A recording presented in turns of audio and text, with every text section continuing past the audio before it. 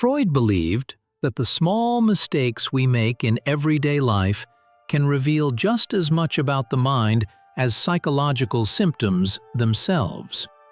He pointed to what he called the psychopathology of everyday life: slips of the tongue, writing mistakes, forgotten intentions, and even the mysterious habit of losing things. Think about a familiar experience. You walk into a room with a purpose, and suddenly you have no idea why you're there.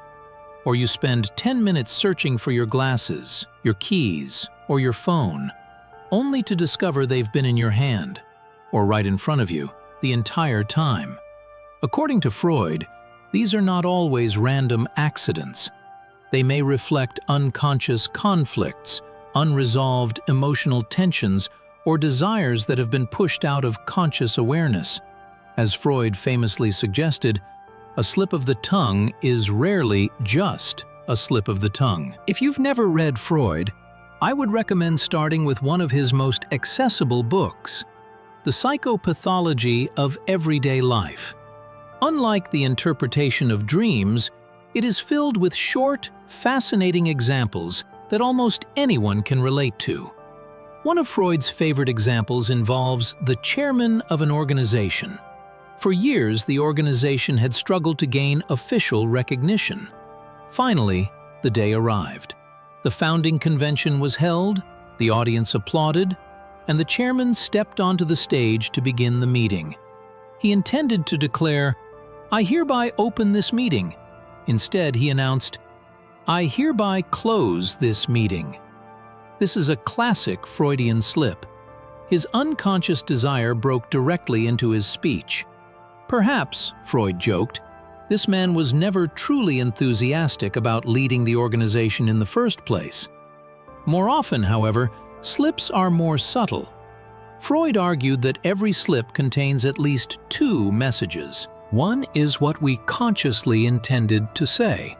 The other is what the unconscious unexpectedly inserted into our speech. He illustrates this with another story. A shy young man from a modest family falls in love with a young woman from an upper-class background. He is so intimidated that he can barely speak to her.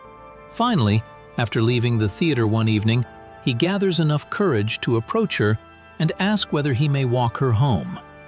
But instead of speaking smoothly, two different intentions collide. His desire to escort her becomes tangled with another unconscious impulse. The words merge. The result is embarrassing, and naturally, he succeeds in neither impressing her nor expressing himself clearly.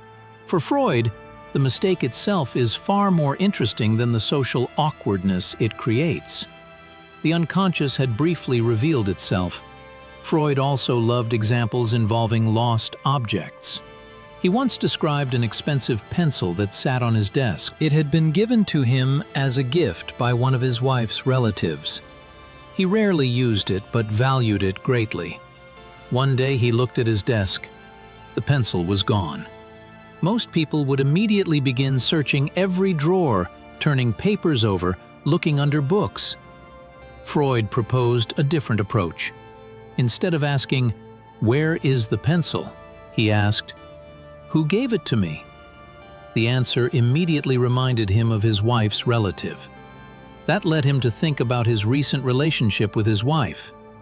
As he reflected, a small, unresolved family conflict came to mind. Only then did he notice the pencil. It had been lying on the desk all along. He simply hadn't seen it. The object itself had never disappeared. His attention had. I'll finish with a personal example.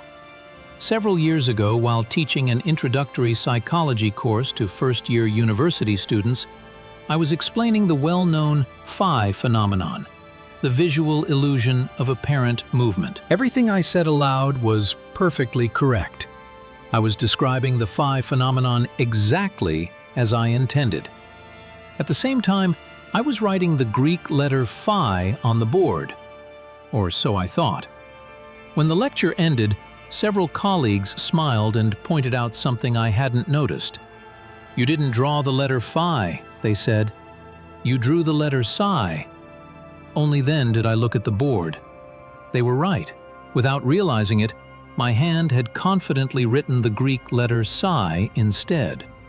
Of course, every psychology student immediately recognizes psi. It has long been one of the symbols of psychology itself. So while my conscious mind was explaining the phi phenomenon, my hand quietly produced the symbol of the discipline I was teaching. Whether Freud would have seen this as the unconscious at work, or whether Jung would have interpreted it differently, is another discussion entirely. For today, it is enough to recognize a simple idea. Sometimes, our smallest mistakes tell us more about ourselves than our most carefully chosen words.